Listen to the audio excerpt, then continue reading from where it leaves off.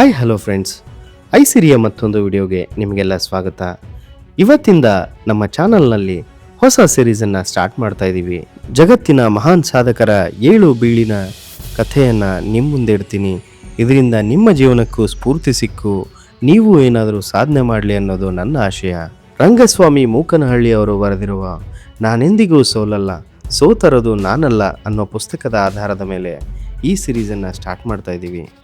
I have failed over and over and over again in my life, and that is why I succeed, and I can accept failure.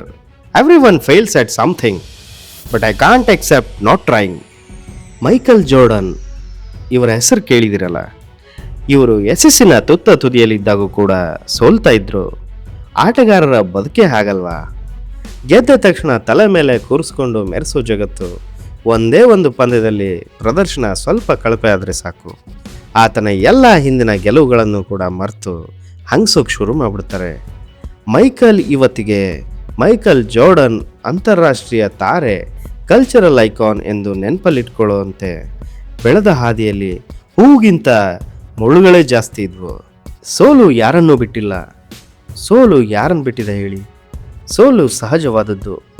ಆದರೆ ನಾವು ಆ ಸೋಲನ್ನು ಒಪ್ಕೊಳ್ಳದೆ ಪ್ರಯತ್ನ ಪಡ್ತಾ ಇರಬೇಕು. ಆಗ ಸೋಲನ್ನು ಕೂಡ ಸೋಲಿಸಬಹುದು ಅನ್ನೋ ಇದೇ ಗುಣ ಅವರನ್ನು ಗುಂಪಿನಿಂದ ಬೇರ್ಪಡಿಸಿ ಅನನ್ಯವಾಗಿಸಿದೆ. ಮೈಕಲ್ ಜೋರ್ಡನ್ 1963 ಫೆಬ್ರವರಿ 17ರಂದು ನ್ಯೂಯಾರ್ಕ್ ನಗರದ ಬ್ರೂಕ್ಲಿನ್ನಲ್ಲಿ ಜನಿಸ್ತಾರೆ. ಅಮ್ಮ ಡಲೋರೀಸ್ ಒಬ್ಬ ಬ್ಯಾಂಕ್ ಎಂಪ್ಲಾಯಿ ಆಗಿರ್ತಾರೆ. ಅಪ್ಪ ಜೇಮ್ಸ್ ಆರ್ ಜಾರ್ಡನ್ ಇವರು ಒಬ್ಬ ಸೂಪರ್ವೈಸರ್ ಆಗಿ ಕೆಲಸ ಮಾಡ್ತಿರ್ತಾರೆ. ಇಬ್ಬರಿಗೂ 5 ಜನ ಮಕ್ಕಳು ಇರ್ತಾರೆ. ಇಬ್ಬರಿಗೂ ಕೊಡೋಕ್ಕೆ ಟೈಮೇ ಇರಲ್ಲ. ಆಫೀಸಲ್ಲೇ ಕೆಲಸ ಮಾಡ್ತಾ ಇರೋದ್ರಿಂದ ಮಕ್ಕಳ ಚಿಂತೆನೇ ಬಹಳ ಕಾಡ್ತಾ ಇರುತ್ತೆ. ಅದಕ್ಕೆ ಮಕ್ಕಳಿಗೆ ಸ್ಪೋರ್ಟ್ಸ್ ಜೊತೆಗೆ ಅದರ್ ಆಕ್ಟಿವಿಟೀಸ್ಗೆ ಜಾಯ್ನ್ ಆಗಿ ಅಂತ ಸಜೆಸ್ಟ್ ಮಾಡ್ತಾರೆ. ಇದು ಜೋರ್ಡನ್ಗೆ ಉತ್ತಮ ದೇಹ ಮತ್ತು ಆಟದ ಮೇಲೆ ಪ್ರೀತಿನ ಬೆಳೆಸ್ಕೊಳ್ಳೋಕೆ ಮುಖ್ಯವಾದ ಕಾರಣ ಆಯಿತು. ಜಾರ್ಡನ್ನ ತಾಯಿ ಕೂಡ ಅಸಾಧಾರಣ ಮಹಿಳೆ.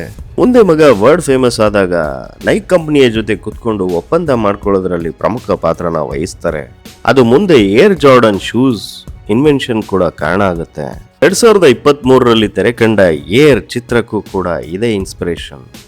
ಮಕ್ಕಳ ಬೆಳವಣಿಗೆಯಲ್ಲಿ ಹೆತ್ತೋರ ಪಾತ್ರ ಅದೆಷ್ಟು ದೊಡ್ಡದು ಅನ್ನೋದನ್ನ ಜಾರ್ಡನ್ ತಮ್ಮ ಮಾತುಗಳಲ್ಲಿ ಹೇಳಿದ್ದಾರೆ. ಅವರ ತಾಯಿ ಅವರ ಎಲ್ಲ ಗೆಲುವಿಗೂ ಹಾಗೂ ಸಂಪತ್ತಿಗೂ ದೇವರಿಗೆ ಧನ್ಯವಾದ ಅರ್ಪಿಸೋದನ್ನ ಎಂದೂ ಮರಿಬೇಡ ಅಂತ ಹೇಳ್ಕೊಟ್ಟಿದ್ರಂತೆ. ಅಪ್ಪ ಜೀವನದಲ್ಲಿ ಎದುರಾಗೋ ಎಲ್ಲ ಸೋಲುಗಳನ್ನು ಮೊದಲು ಒಪ್ಕೊಂಡು ನಂತರ ಅವುಗಳನ್ನ ಜಯವಾಗಿ ಪರಿವರ್ತಿಸ್ಕೋ ಅಂತ ಹೇಳಿದ್ರಂತೆ.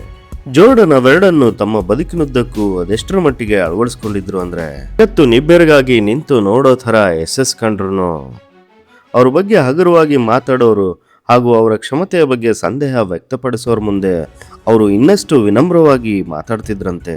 ಇನ್ನಷ್ಟು ಶ್ರಮಿಸಿ ಕೆಲಸದ ಮೂಲಕ ಅವರಿಗೆ ಉತ್ತರ ಕೊಡ್ತಾ ಹೋದ್ರು.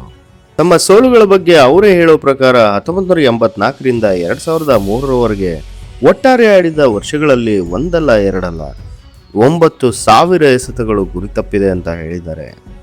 ಆಡಿದ 300 ಪಂದ್ಯಗಳಲ್ಲಿ ಸೋಲನ್ನೇ ಕಂಡಿದ್ದೀನಿ ಅಂತ ಹೇಳಿದ್ದಾರೆ. ವಿಜಯಕ್ಕೆ ಬೇಕಾಗಿರೋ 1 ಎಸೆತ ನನ್ನ ಮೇಲೆ ಅಪಾರ ನಂಬಿಕೆ ಇಟ್ಟು ನೀಡಿದಾಗ ನಾನು 26 ಬಾರಿ ಗುರಿ ತಪ್ಪಿದ್ದೇನೆ, ಸೋಲಿಗೂ ಕೂಡ ಕಾರಣ ಆಗಿದ್ದೇನೆ ಅಂತ ಹೇಳಿದ್ದಾರೆ. ಇನ್ನೇನು ಗೆದ್ದೆ ಅನ್ನೋ ಸಮಯದಲ್ಲಿ ಸೋಲು ನನ್ನನ್ನು ಆವರಿಸ್ಕೊಳ್ತಾ ಇತ್ತು. ನಾನು ಒಂದಲ್ಲ ಹಲವು ಬಾರಿ ಪದೇ ಪದೇ ಸೋತಿದ್ದೇನೆ. ನಿಮ್ಗೆ ಆಶ್ಚರ್ಯ ಆಗ್ಬೋದು, ನನ್ನ ಗೆಲುವಿಗೆ ಈ ಸೋಲುಗಳೇ ಕಾರಣ ಅಂತ ಹೇಳಿದ್ರೆ ಅಂತ ಅವರು ತಮ್ಮ ಭಾಷಣದಲ್ಲಿ ಹೇಳಿದ್ದಾರೆ. 80-90ರ ದಶಕದಲ್ಲಿ ಬಾಸ್ಕೆಟ್ಬಾಲ್ ಆಟಕ್ಕೆ ವಿಶ್ವಮನ್ನಣೆ ತಂದುಕೊಟ್ಟ ವಿಶ್ವಪ್ರಸಿದ್ಧ ಆಟಗಾರ ದಿ ಲೆಜೆಂಡ್ ಮೈಕಲ್ ಜೋರ್ಡನ್ ಅವರು ಹೈಸ್ಕೂಲ್ ತಂಡದ ಬಾಸ್ಕೆಟ್ಬಾಲ್ ಟೀಮ್ಗೆ ಸೆಲೆಕ್ಟ್ ಆಗಿರಲಿಲ್ಲ ಅನ್ನೋದು ಹೊಸ ವಿಷಯ ಏನಲ್ಲ. ಈ ವಿಷಯ ವಿಶ್ವದಲ್ಲಿ ಕೋಟಿ ಬಾಯಿಗಳಿಂದ ಬಾಯಿಗೆ ಹರಿದಾಡಿದೆ. ಅವತ್ತಿಗೆ ಮೈಕಲ್ ಜೋರ್ಡನ್ ಸ್ಕೂಲ್ ತಂಡಕ್ಕೆ ಆಯ್ಕೆ ಆಗಿರಲಿಲ್ಲ ಅನ್ನೋದೇನೋ ನಿಜ. ಆದ್ರೆ ಯಾಕೆ ಆಯ್ಕೆ ಆಗಿರಲಿಲ್ಲ ಅನ್ನೋದು ಕೂಡ ಪ್ರಶ್ನೆ. ಸೀನಿಯರ್ ತಂಡಕ್ಕೆ ಬೇಕಾದ ಆಟಗಾರರು ಆಗ್ಲೇ ತಮ್ಮ ಸ್ಥಾನನ ಭದ್ರಪಡಿಸಿಕೊಂಡಿರ್ತಾರೆ. ಕೇವಲ 1 ಸ್ಥಾನ ಮಾತ್ರ ಉಳಿದಿರುತ್ತೆ. ಅದಕ್ಕೆ ಮೈಕಲ್ ಗೆಳೆಯ ಲಾರೈ ಸ್ಮಿತ್ ಆಯ್ಕೆ ಹಾಕಿರ್ತಾರೆ. ಆಯ್ಕೆ ಸಮಿತಿಯವರಿಗೂ ಶಾಲೆಯ ಇತರ ವಿದ್ಯಾರ್ಥಿಗಳಿಗೂ ಮೈಕಲ್ ಸ್ಮಿತ್ಗಿಂತ ತುಂಬಾ ಚೆನ್ನಾಗಿ ಆಡ್ತಾರೆ ಅನ್ನೋದು ಗೊತ್ತಿರುತ್ತೆ. ಆದರೆ ಬಾಸ್ಕೆಟ್ಬಾಲ್ ಎತ್ತರನೂ ಕೂಡ ಕೇಳುತ್ತೆ.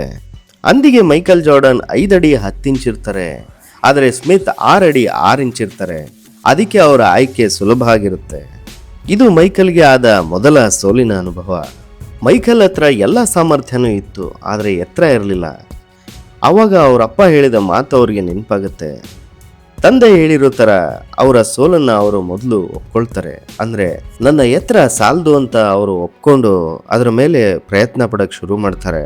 ಮೊದಲನೇದಾಗಿ ಅವರು ಜೂನಿಯರ್ ತಂಡಕ್ಕೆ ಆಡ್ತಾರೆ. ಅದರಲ್ಲಿ ಅವ್ರಿಗೆ ಹೆಚ್ಚಿನ ಅವಕಾಶ ಸಿಗುತ್ತೆ. ಹಾಗೊಮ್ಮೆ ಸೀನಿಯರ್ ತಂಡದಲ್ಲಿ ಆಯ್ಕೆ ಆಗಿದ್ರು ಕೂಡ ಅವ್ರಿಗೆ ಆಡೋಕೆ ಹೆಚ್ಚಿನ ಅವಕಾಶ ಸಿಗ್ತಿರ್ಲಿಲ್ವೇನೋ. ಯಾಕೆಂದ್ರೆ ಸೀನಿಯರ್ ತಂಡದಲ್ಲಿ ಬೇರೆ ಆಟಗಾರರ ಸಹಾಯಕನಾಗಿರ್ಬೇಕಾಗಿತ್ತಷ್ಟೇ. ಸಿಕ್ಕ ಸಮಯದಲ್ಲಿ ದೇಹವನ್ನ ಇನ್ನಷ್ಟು ಎತ್ತರ ಮಾಡ್ಕೊಳ್ಳೋ ಕಸರತ್ತು ಮಾಡ್ತಾರೆ. 5 ಅಡಿ 10 ಇಂಚು ಇದ್ದ ಮೈಕಲ್ 6 ಅಡಿ 6 ಇಂಚು ಎತ್ತರಕ್ಕೆ ಬೆಳಿತಾರೆ. ಇಲ್ಲಿ ನಾವು ಗಮನಿಸಬೇಕಾದ ಅಂಶ ಏನು ಅಂದ್ರೆ, ಬೆಳೆದಿದ್ದು ಕೇವಲ ದೇಹ ಅಲ್ಲ, ಆತನ ವ್ಯಕ್ತಿತ್ವ ಕೂಡ. ಜೀವನದುದ್ದಕ್ಕೂ ಮೈಕಲ್ ಒಂದು ಸೋಲು ಆದ್ರೆ ಅದರ ಹಿಂದೆನೆ ಒಂದು ಗೆಲುವನ್ನ ಸಾಧಿಸೇ ಬಿಡ್ತಾ ಇದ್ರು. ಹೈಸ್ಕೂಲ್ ಸಮಯದ ಆಯ್ಕೆಯಿಂದ ಹಿಡಿದು NBA ತಂಡದ ಫ್ರಾಂಚೈಸ್ ನಲ್ಲಿ ಷೇರುದಾರನಾಗೋವರೆಗೂ ಬದುಕಿನಿದ್ದಕ್ಕೂ ಹಾವು ಏಣಿ ಆಟದಂತೆ ಮೈಕಲ್ ಬದುಕು ಸಾಗುತ್ತೆ. ನಮ್ಮಲ್ಲಿ ತುಂಬಾ ಜನರಿಗೆ ಸೋಲು ಕಾಡುತ್ತೆ, ಅದು ತಾತ್ಕಾಲಿಕ ಅಂತ ನಾವು ಮುಂದಕ್ಕೆ ಹೋಗ್ಬಿಡ್ತೀವಿ. ಇನ್ನು ಕೆಲವರು ಸೋಲನ್ನ ಒಪ್ಕೊಳ್ಳೋಕಾಗದೆ ಅವಮಾನದಿಂದ ಕುಗ್ಗೋಗ್ಬಿಡ್ತಾರೆ. ಆದ್ರೆ ಕೆಲವರು ಮಾತ್ರ ಮೈಕಲ್ ಜಾರ್ಡನ್ ತರ ಸೋಲನ್ನ ಅಪಾರವಾಗಿ ಮನಸ್ಸಿಗೆ ತೆಗೆದುಕೊಳ್ತಾರೆ. ಅದನ್ನ ಮರೆಯಲ್ಲ, ಕುಗ್ಗೋದೂ ಇಲ್ಲ, ಹಾಗೆ ಅವಮಾನ ಅಂತಾನೂ ಅನ್ಕೊಳಲ್ಲ. ಸೋಲನ್ನ ಸೋಲ್ಸೋವರೆಗೆ ರೆಸ್ಟ್ ಕೂಡ ಮಾಡಲ್ಲ. ಹೀಗೆ ದಶಕಗಳು ಕಳೀತವೆ.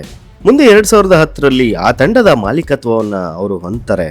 ಆದ್ರೆ ದುರಾದೃಷ್ಟವಶಾತ್ ಆ ತಂಡ ಸೋಲಕ್ ಶುರು ಮಾಡುತ್ತೆ. ತಂಡನ ನಡೆಸೋಕ್ ಬೇಕಾಗಿರೋ ಖರ್ಚುಗಳನ್ನ ಕೂಡ ತಮ್ಮ ಸ್ವಂತ ದುಡ್ಡಿನಿಂದ ಹಾಕ್ಬೇಕಾದ ಪರಿಸ್ಥಿತಿ ಬರುತ್ತೆ. 2011-12ರಲ್ಲಿ ತಂಡ 7 ಗೆಲುವು ಹಾಗೂ 59 ಸೋಲುಗಳಿಂದ ಜನರ ಲೇವಡಿಗೆ ಕಾರಣ ಆಗುತ್ತೆ. ಲೇಜೆಂಡ್ ಮೈಕಲ್ ಜಾರ್ಡನ್ ಇಟ್ಕೊಂಡು ಕೂಡ ತಂಡ ಸೋಲುತ್ತೆ ಅಂತ ಮಾಧ್ಯಮಗಳು ಎತ್ತಾಡ್ತವೆ. ನಮ್ಮಲ್ಲಿ ಬಹುತೇಕರಿಗೆ ಪಬ್ಲಿಕ್ ಸೋಲು ಎಂದರೆ ಪಬ್ಲಿಕ್ ನಲ್ಲಿ ಅವಮಾನ ಅಂತ. ಆದ್ರೆ ಜಾರ್ಡನ್ನ ಮನಸ್ಥಿತಿ ಸೋಲನ್ನು ಗೆಲುವನ್ನಾಗಿ ಪರಿವರ್ತಿಸೋದಾಗಿತ್ತು. ಆ ಸೋಲನ್ನೇ ಛಲದಿಂದ ಗೆಲುವನ್ನಾಗಿ ಪರಿವರ್ತನೆ ಮಾಡಕ್ ಶುರು ಮಾಡಿದ್ರು. 2012, 13, 14ರಲ್ಲಿ ತಂಡದ ಪರಿಸ್ಥಿತಿ ಸಂಪೂರ್ಣವಾಗಿ ಬದಲಾಗಿತ್ತು. ಗೆಲುವಿನ ಮೇಲೆ ಗೆಲುವನ್ನ ಸಾಧಿಸ್ತಾ ಛಲದಿಂದ ಆಟ ಆಡಕ್ ಶುರು ಮಾಡಿದ್ರು. ತಂಡದ ಹೆಸರಿನ ಜರ್ಸಿ, ಬಾಲ್ ಇತ್ಯಾದಿ ಮರ್ಸೆಂಡೈಸ್ ವ್ಯಾಪಾರದಲ್ಲಿ ಹಣ ಗಳಿಸಕ್ ಶುರು ಮಾಡಿದ್ರು. ಎಲ್ಲದಕ್ಕಿಂತ ಮುಖ್ಯವಾಗಿ ಸೋಲು ಗೆಲುವಾಗಿ ಬದಲಾಗಿತ್ತು.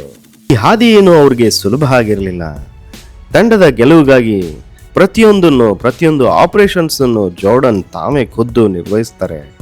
ಆದ್ರೆ ಈ ರೀತಿ ಮಾಡೋದು ಸರಿಯಲ್ಲ ಅಂತ ವೃತ್ತಿಪರರು ಹೇಳಿದಾಗ ಅವರ ಮಾತನ್ನ ಕೇಳಿ ಕೆಲಸದಲ್ಲಿ ಮೂಗು ತೂರಿಸೋದನ್ನ ಬಿಟ್ಟು ಹೊರಗಡೆ ಬರ್ತಾರೆ. ನಾನು ಮಾಡಿದ್ದೇ ಸರಿ ಅನ್ನೋರ ನಡುವೆ ಜಾರ್ಡನ್ ವಿಭಿನ್ನವಾಗಿ ನಿಲ್ಲೋದು, ಗೆಲ್ಲೋದು ಇದೇ ಕಾರಣಗಳಿಂದ. ಬದುಕಿನಿದ್ದಕ್ಕೂ 7 ಬೀಳುಗಳನ್ನ ಕಂಡ ಮೈಕಲ್ ಬರೋಬ್ಬರಿ $320 ಕೋಟಿ ಅಮೆರಿಕನ್ ಡಾಲರ್ ನಿವ್ವಳ ಆಸ್ತಿ ಹೊಂದಿದ್ದಾರೆ. ಪ್ರತಿ ವರ್ಷ ನೈಕ್ ಸಂಸ್ಥೆ ಇವರ ಹೆಸರಿನಲ್ಲಿ ಮಾರಾಟವಾದ ಶೂಗೆ ಬರುವ ಲಾಭದಲ್ಲಿ 5% ಇವರಿಗೆ ರಾಯಲ್ಟಿ ರೂಪದಲ್ಲಿ ನೀಡುತ್ತೆ. ಆ ಹಣವೇ $1 ಮಿಲಿಯನ್ ಇರುತ್ತೆ. ಅಪಾರ ಶ್ರದ್ಧೆ ಹಾಗೂ ಅನ್ಲಿಮಿಟೆಡ್ ಉತ್ಸಾಹದಿಂದ ಹೆಜ್ಜೆ ಇಟ್ಟರೆ ಸೋಲನ್ನು ಕೂಡ ಸೋಲಿಸೋದು ಕಷ್ಟ ಅಲ್ಲ ಅನ್ನೋದನ್ನ ಮೈಕಲ್ ಜಾರ್ಡನ್ ಅವರು ತಮ್ಮ ಜೀವನದ ಮೂಲಕ ತೋರಿಸಿದ್ದಾರೆ. ನಾವು ಜಾರ್ಡನ್ ಬದುಕಿನಿಂದ ತಿಳ್ಕೋಬೇಕಾಗಿದ್ದಿಷ್ಟೇ, ಸೋಲನ್ನ ಅವಮಾನ ಅಂತ ತಿಳ್ಕೋಬಾರ್ದು. ಯಾವುದೇ ಕೆಲಸ ಇರಲಿ, ಗೆಲ್ಲೋ ಸೋಲು ಸಂಭಾವ್ಯತೆ 50-50 ಇರುತ್ತೆ. ಪ್ರತಿ ಸೋಲಿನ ಹಿಂದೆನೂ ಒಂದು ಪಾಠ ಇರುತ್ತೆ ಅನ್ನೋದನ್ನ ತಿಳ್ಕೋಬೇಕು. ಕೆಲವೊಮ್ಮೆ ಬೇಕಾದ ಎಲ್ಲ ಟ್ಯಾಲೆಂಟ್ ಇದ್ರೂ ಕೂಡ ಅವಕಾಶ ವಂಚಿತರಾಗಬೇಕಾಗತ್ತೆ. ಅದಕ್ಕಾಗಿ ಅಳ್ತಾ ಕೂರೋ ಅವಶ್ಯಕತೆ ಇಲ್ಲ. ಅಳ್ತಾ ಕೂತ್ರೆ ಜಗತ್ತಿಗೆ ಯಾವ ನಷ್ಟನೂ ಇಲ್ಲ. ಅದು ಮುಂದಿನ ಕ್ಷಣದಲ್ಲಿ ನಮ್ಮನ್ನ ಮರೆತು ತಾನು ಮುಂದೆ ಹೋಗ್ತಾ ಇರುತ್ತೆ. ಸೋಲಿನಿಂದ ನಾವು ಕಲಿಬೇಕು, ಮತ್ತೆ ಪದೇ ಅದೇ ತಪ್ಪುಗಳನ್ನ ಮಾಡಬಾರ್ದು. ಈ ಜಗತ್ತಲ್ಲಿ ನಮ್ಮಷ್ಟೇ ಅಥವಾ ನಮಗಿಂತ ಬುದ್ಧಿವಂತರು ತುಂಬಾ ಜನ ಇದ್ದಾರೆ. ಅವರು ನಮಗಿಂತ ಕಷ್ಟನೂ ಪಡ್ತಾ ಇರ್ತಾರೆ. ಹೀಗಾಗಿ ಗೆಲುವು ಯಶಸ್ಸು ನಮಗಾಗಿ ಕಾಯಲ್ಲ, ಯೋಗ್ಯರ ಬೆನ್ನೇರಿ ಹೊರಟೋಗ್ಬಿಡ್ತವೆ. ಹೀಗಾಗಿ ನಾವು ನಮ್ಮ ಯೋಗ್ಯತೆಯನ್ನ ಹೆಚ್ಚು ಮಾಡ್ಕೋಬೇಕು. ಒಂದು ಸಣ್ಣ ಎಕ್ಸಾಂಪಲ್ನ ಕೇಳಿ. ಅಮ್ಮ ಪ್ರತಿದಿನನೂ ಅಡಿಗೆ ಮಾಡ್ತಾರೆ. ಅಪ್ಪಿತಪ್ಪಿ ಒಂದೇ ದಿನ ಚೆನ್ನಾಗಿ ಮಾಡಲಿಲ್ಲ ಅಂದ್ರೆ ಇಡೀ ಸಂಸಾರ, ಇಡೀ ಫ್ಯಾಮಿಲಿನೇ ಅವರನ್ನ ಪ್ರಶ್ನೆ ಮಾಡುತ್ತೆ. ಹಾಗೆ ಯಶಸ್ಸಿನ ತುದಿಯಲ್ಲಿದ್ದಾಗ ಒಂದು ಸಣ್ಣ ತಪ್ಪು ಕೂಡ ಇಡೀ ಜಗತ್ತು ಮಾತಾಡುವಂತೆ ಮಾಡುತ್ತೆ. ಹಾಗೆ ಇದನ್ನು ತಿಳ್ಕೊಳ್ಳಿ, ಪ್ರಸಿದ್ಧ ವೈದ್ಯರು ಅತ್ಯಂತ ಬುದ್ಧಿವಂತರು ಅಂದ ಮಾತ್ರಕ್ಕೆ ಶೇರ್ ಮಾರ್ಕೆಟ್ನಲ್ಲಿ ಅವರು ಹೂಡಿಕೆ ಮಾಡೋಕ್ಕಾಗತ್ತಾ? ಎಲ್ಲದಕ್ಕೂ ವೃತ್ತಿಪರರಿರ್ತಾರೆ. ಈ ಸತ್ಯವನ್ನ ಮೈಕಲ್ ಬಹುಬೇಗ ಅರ್ಥ ಮಾಡ್ಕೊಂಡ್ರು. ತಮ್ಮ ಫ್ರಾಂಚೈಸಿ ನಿರ್ವಹಣೆಯನ್ನ ಬೇರೆಯವರಿಗೆ ನೀಡಿದ್ರು. ಇದು ಎಲ್ಲರೂ ಕಲಿಯಬೇಕಾದ ಒಂದು ದೊಡ್ಡ ಪಾಠ. ವೃತ್ತಿಪರರ ಸಹಾಯ ಬೇಕಾದಾಗ ಮುಲಾಜಿಲ್ದೆ ಅವರಿಗೆ ಶರಣಾಗಬೇಕು. ಇಲ್ಲದ ಅಹಂ ಇಟ್ಕೊಂಡ್ರೆ ಗೆಲುವಿನ ದಾರಿ ಮರ್ತೋಗ್ಬೇಕಾಗುತ್ತೆ. ನಾವು ಏನಾದ್ರೂ ಮಾಡಕ್ ಹೊರಟಾಗ ಅಡೆತಡೆಗಳು ಸಹಜ, ಮರಳಿ ಯತ್ನವ ಮಾಡು ಅನ್ನೋದು ಮೈಕಲ್ನ ಇನ್ನೊಂದು ಸಂದೇಶ. ಹಾಗೆ ಯಾವ ಕೆಲಸ ಮಾಡಿದ್ರು ಅದರಲ್ಲಿ ನಮ್ಮ ಛಾಪು ಮೂಡಿಸ್ಬೇಕು. ಕೆಲಸ ಮುಗಿದ ನಂತರನೂ ಅದರಿಂದ ನಮಗೆ ಉತ್ಪತ್ತಿ ಹಣ ಬರ್ತಾ ಇರಬೇಕು. ಫ್ರೆಂಡ್ಸ್, ಇದಾಗಿತ್ತು ಈ ಹೊತ್ತಿನ ವಿಶೇಷ. ಮುಂದಿನ ಸಂಚಿಕೆಯಲ್ಲಿ ಮತ್ತೊಬ್ಬ ಸಾಧಕನೊಂದಿಗೆ ನಿಮ್ಮ ಮುಂದೆ ಹಾಜರಾಗ್ತೀನಿ. ಧನ್ಯವಾದಗಳು.